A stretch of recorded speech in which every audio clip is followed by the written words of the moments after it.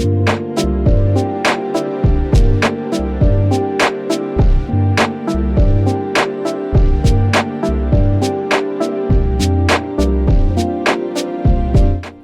revealed Street Fighter 6, and it has to be one of the most disappointing video game reveals ever. Good morning, good Tuesday morning to you. I'm Shane Satterfield from Sifted, and this is Good Morning Gaming for February 22nd, 2022. It comes bright and early every weekday to our patrons who pledge at patreon.com/sifted, and it's delayed a couple days for everyone else, though that's changing soon. If you like our content, we also have a separate podcast feed for our flagship show Game Face that you can find by searching your favorite podcast service. You'll find the podcast versions of the rest of our content in the same feed you found this. First of all, I hope everyone had an excellent 3-day weekend, at least our US sifters anyway. It was President's Day. Everyone had off work on Monday, and we're back at it here on Tuesday. While we were gone, Capcom unveiled Street Fighter 6. Not only did it unveil Street Fighter 6, it posted a countdown clock that ran for a good week leading up to the reveal of Street Fighter 6. Now, if you listen to Good Morning Gaming, Street Fighter 6 was one of the games that I predicted could be revealed. However, I felt it was unlikely because the clock itself did not look like something that would be related to Street Fighter. It looked way too serious. And as it turns out, it was foreshadowing for what the game actually is. Street Fighter 6 was revealed at the ending weekend for the Capcom Pro Tour, and it looks extremely realistic. Not sure that that's what we're looking for in a Street Fighter game. I remember there was a lot of uproar when Street Fighter 4 was unveiled because it had this strange kind of ink-scribbled, cel-shaded look to it. It ended up growing on me, and I actually really like the art style of Street Fighter 4. Street Fighter 6 looks like they just took a picture of someone they thought looked like Ryu and then just built the character model based on the photograph. It is really realistic. The trailer itself doesn't give up much. It's really just a teaser. It shows Ryu, and it shows Luke, not exactly a stalwart of the Street Fighter franchise, and he apparently has been through literally the grinder. He has scars all over him, assuming that will be explained in some way, shape, or form in the game. And that's pretty much all we got. More details are coming from Capcom this summer, so we're going to have to wait a little while to get any real details on the game, but we're assuming that what was shown in this trailer is, in fact, the art style. And if you look at the way Capcom has handled Street Fighter in the past, that's how it's worked. Whatever the art style is in the teaser trailer is ultimately what's in the game. A realistic-looking Street Fighter game is not something I think most players have asked for. So that's one thing. I don't think most fans are going to be too excited with the way the game looks. But the other thing is, you don't have a week-long countdown clock for a 30-second teaser trailer. You just don't do it. If you're going to debut a game, and you think it's big enough that it needs a countdown clock, then you gotta come correct with the debut. You have to show more than just some close-ups of character models and some flexing and some posturing, which is essentially all we got in the debut teaser trailer. Now I'll say this, Japanese publishers aren't quite as adept at marketing as their Western counterparts. I feel like Western publishers and developers have a better idea of what the average game player is really looking for from debuts. If you put up a countdown clock, and all your fans, not just Street Fighter fans, because they didn't say it was Street Fighter, all Capcom's fans were wondering, what is this? Is it a new Resident Evil? Is it a new whatever? Capcom has dozens and dozens of franchises that could have been revived. And instead it's Street Fighter, and it's debuted in such a limp, impotent way. If the objective of releasing a trailer, or any marketing material for that matter, is to get people more excited for a product, this trailer failed. I am now less excited for Street Fighter 6 than I was before I watched the teaser trailer. And really the kicker is that Capcom is showing off this realistic art style, but technically it looks terrible. I mean, if this game is a PS5, an Xbox Series game, those character models are going to have to look a lot better than that. So, holding out hope here that this is just one of those debuts that basically fizzles, and then ultimately when we see the game, it'll be something amazing. And honestly, if the graphics look like this in the final game, and I don't think they look great, if they actually switch some things up with the way Street Fighter plays, then I'll sit up and take notice, keeping in mind that a lot of people who are really into Street Fighter and maybe participate in esports will not be happy with a ton of changes. It's always a fine balancing act when you're talking about big fighting franchises like Street Fighter. Now for a couple more stories from the top of your SIFs.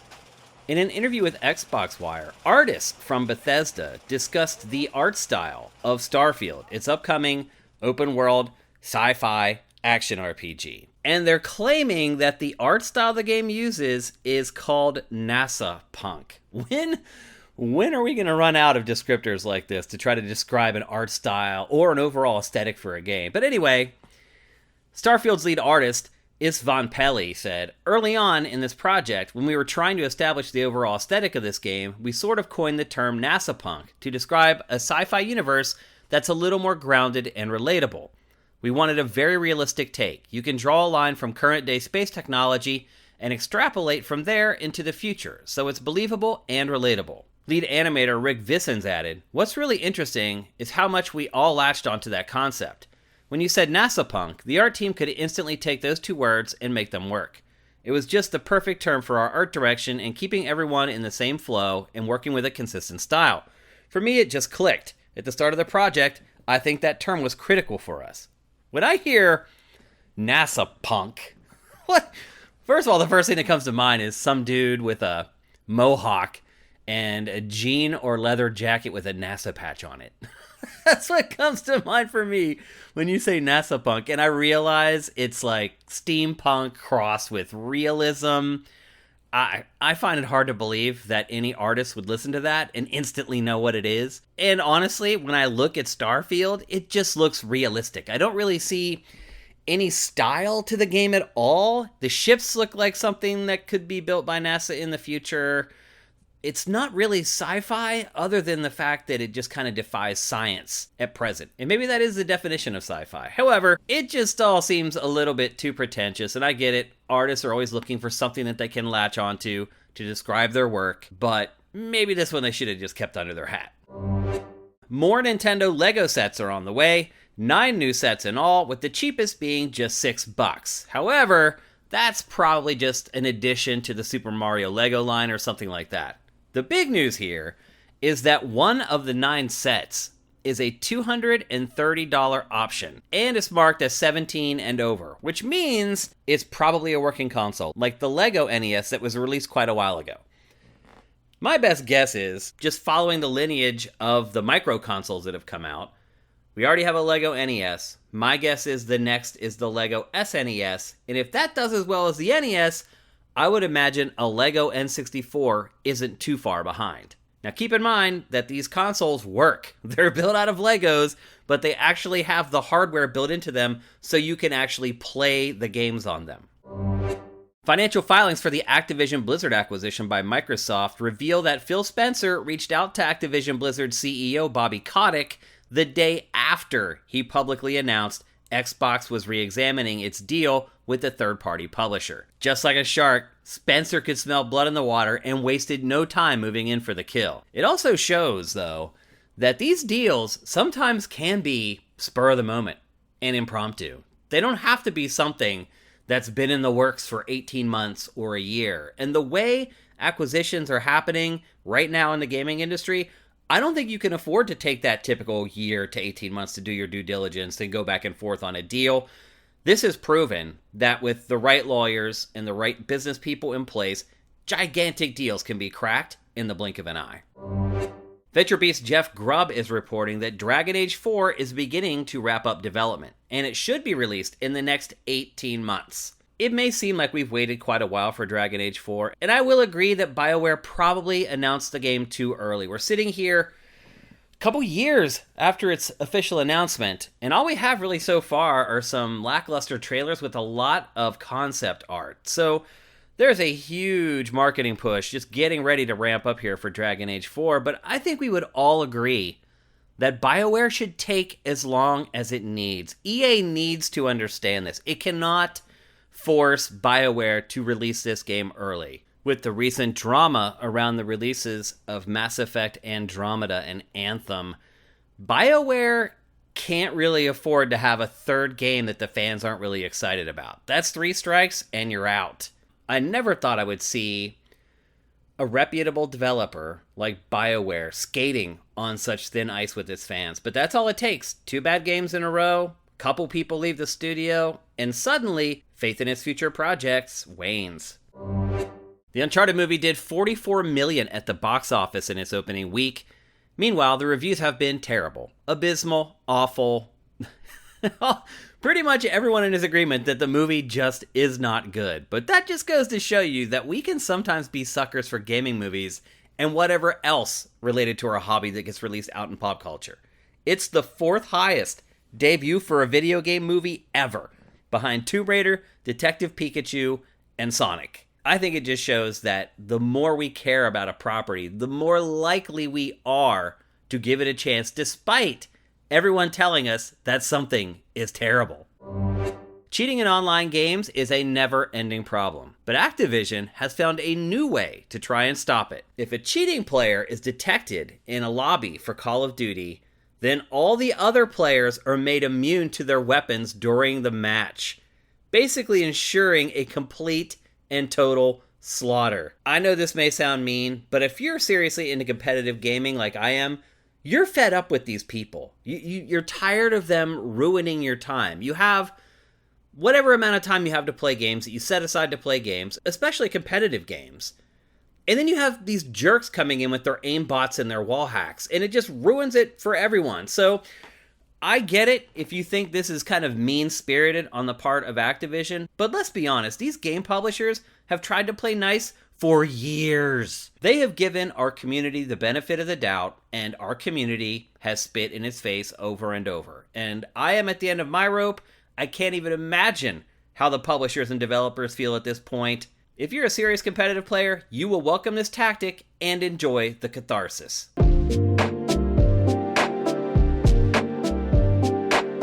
All right, let's take a break, and when we come back, we'll tackle today's boss fight.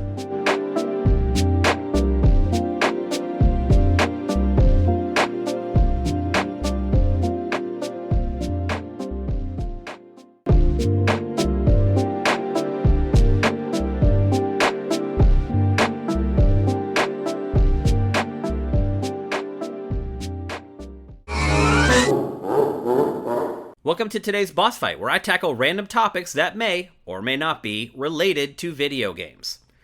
I have spent the last 5 or 6 days playing Horizon Forbidden West. And I'm not going to talk a ton about the game here, because Matt and I will be speaking about it at length, and believe me, it will be at length, on Game Face today at 1 p.m. Pacific, 4 p.m. Eastern at twitch.tv/Sifted Games. We're there every Tuesday. So I'm not going to talk about the ins and outs of the game, whether I like the game, whether the combat is good, whether the story's great, none of that. I'm just going to focus on the game's length.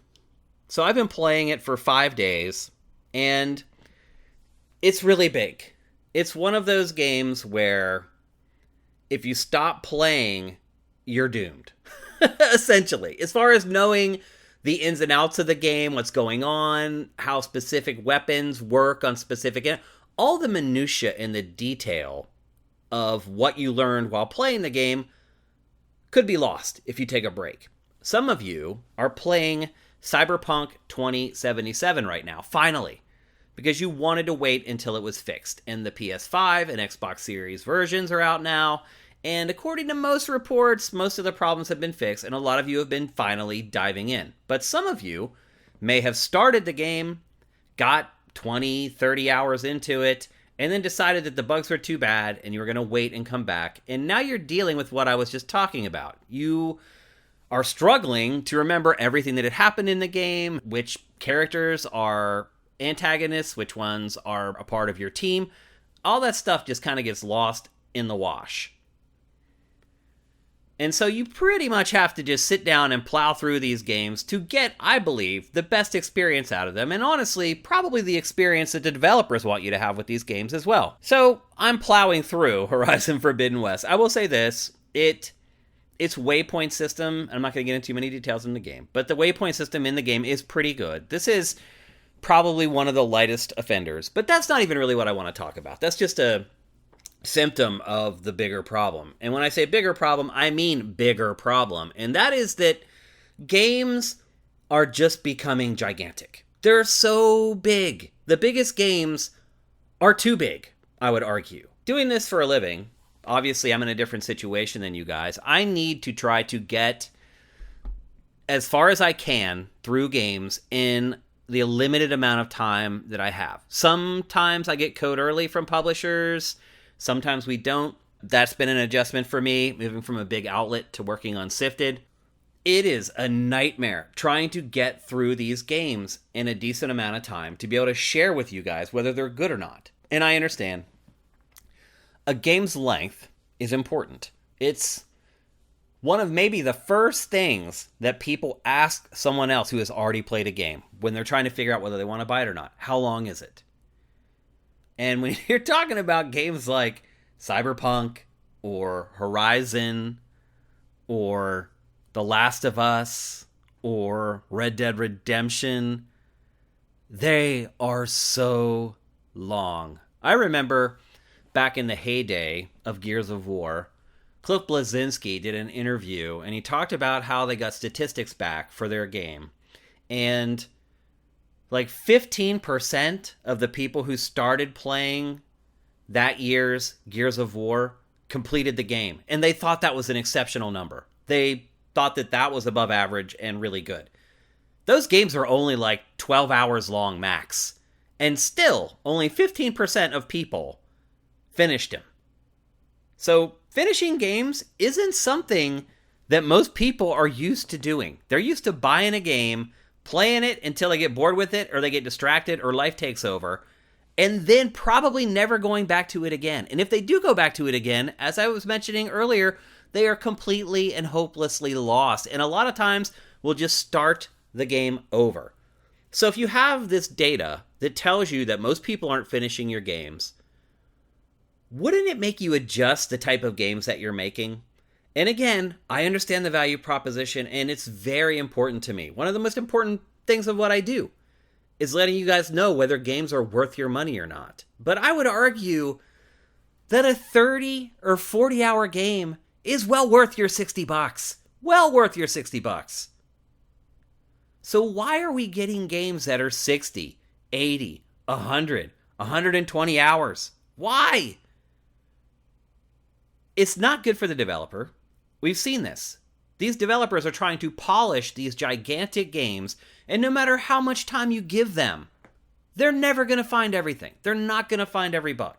So you're sacrificing the quality of your product. There's no way to avoid it. Look at what happened with Cyberpunk 2077. It was unplayable. So you're sacrificing the quality of your product. For what? To create an extra 60 hours of content that no one will ever see? I'll be honest with you.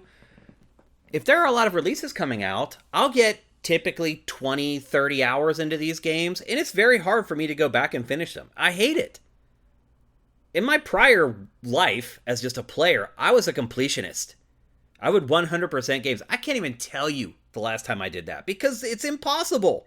You have to give over your life to these games. And to me, it seems like it would make more sense if you release 2 40-hour games in 5 years instead of one 80, 90, 100-hour game every 7 years. It makes sense from everyone's perspective. From my perspective as a player, I'm cool with 30, 40 hours for $60. It's nice and tight and concise. I actually have a chance of completing it and getting that sense of accomplishment from completing a game. I don't feel like anyone gets that anymore.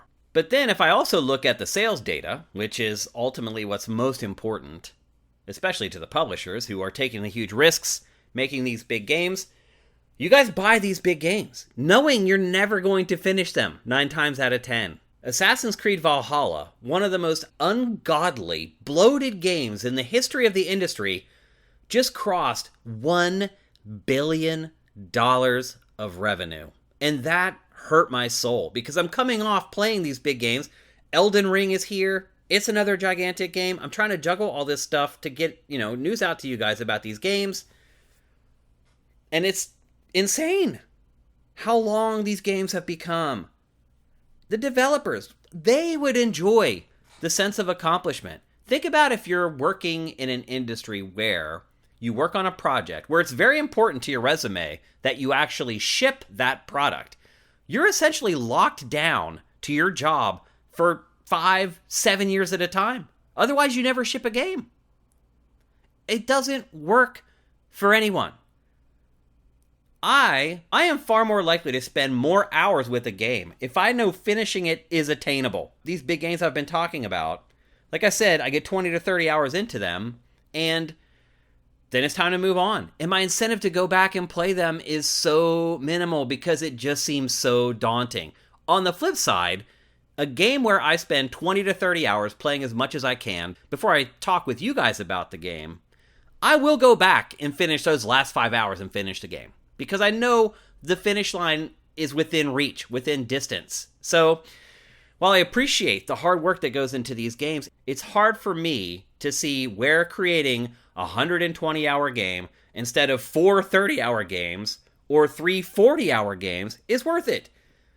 Sure, these games sell great, but don't you think an Assassin's Creed every 2 years will ultimately drive more revenue than one every 3 or 4 years? When you think about the small percentage of people that finish your game, you're also limiting the audience for your DLC. So again, it's impressive to see what Assassin's Creed Valhalla did in revenue, and a lot of times it's easy to say, you know what, that's good enough. But nothing ever is good enough. Everything can be improved.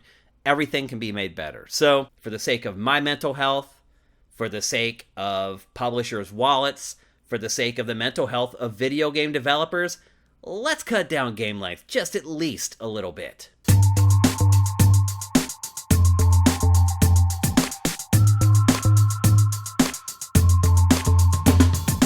Thanks for listening to Good Morning Gaming. I appreciate every single one of you who listens to GMG.